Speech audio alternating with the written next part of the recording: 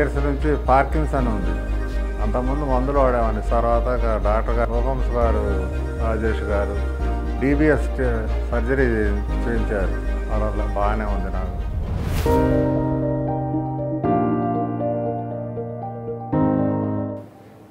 నా పేరు ప్రతాప్ రెడ్డి.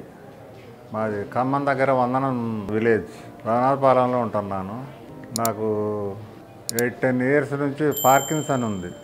అంతకుముందు మందులు వాడేవాడిని. సిండోపా ప్లస్ అనే మందులు 5-6 వేసుకునేవాడిని. 5-6 వేసుకున్నా అంత రిలీఫ్ రాలేదు. తర్వాత డాక్టర్ గారు హోమ్స్ గారు, రాజేష్ గారు DBS సర్జరీ చేయించారు.